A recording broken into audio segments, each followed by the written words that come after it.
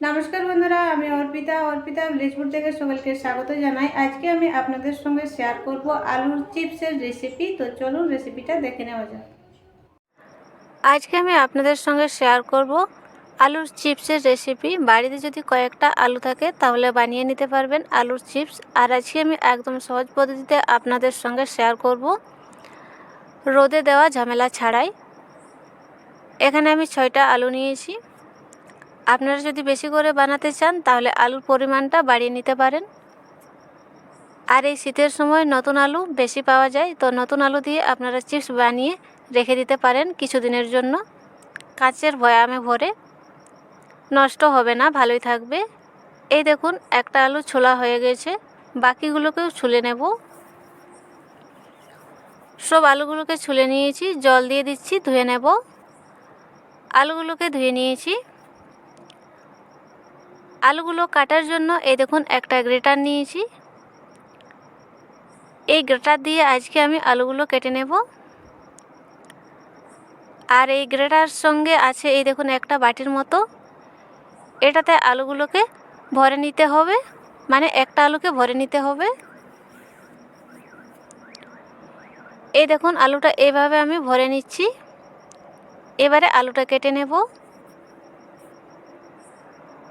এইভাবে আলুটা কাটলে হাত কেটে যাবে না, আর হাতে লাগার কোনো চান্সই থাকবে না।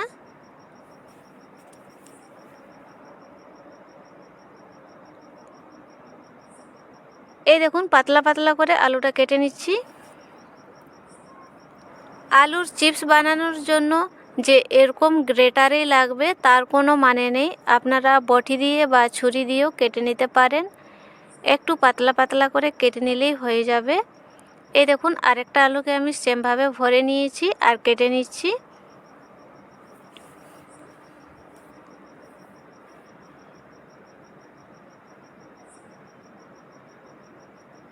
সব আলুগুলোকে কেটে নিয়েছি। আলুগুলোকে কিছুক্ষণের জন্য নুন জলে ভিজিয়ে রাখবো, তাতে করে চিপসটা খেতে ভালো লাগবে। নুন জল থেকে আলুটা তুলে নিয়েছি।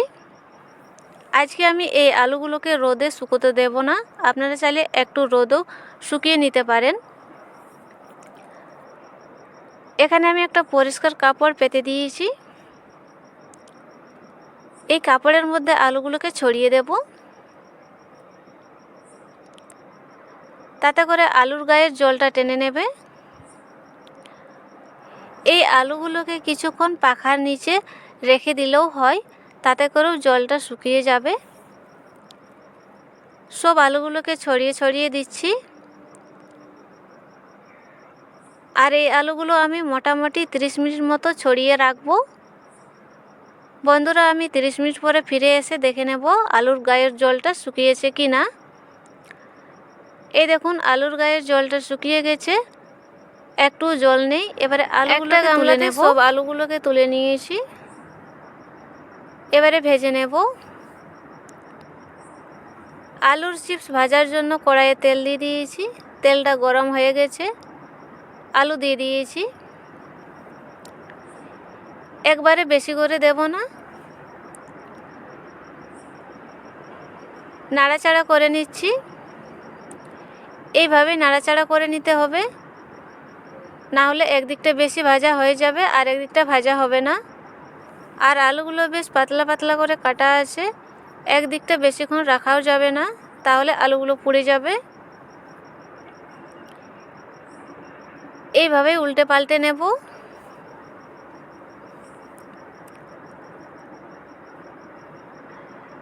আলুর চিপসগুলো একটু সময় নিয়ে ভাজতে হবে।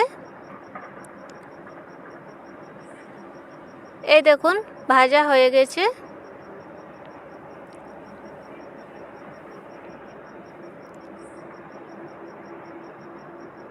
তেল থেকে ছেঁকে নেব।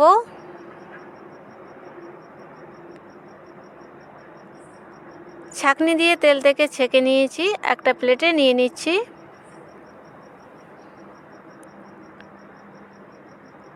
আবার আমি কেটে রাখা আলুগুলো দিয়ে দিচ্ছি। বন্ধুরা, নতুন আলু দিয়ে চিপস বানিয়ে রেখে দিতে পারেন। আর আলুর চিপস একটা এমন খাবার যে বড় থেকে ছোট সবার প্রিয়। এই আলুর চিপসগুলো ভাজা হয়ে গেছে, এগুলোকে নামিয়ে নিচ্ছি।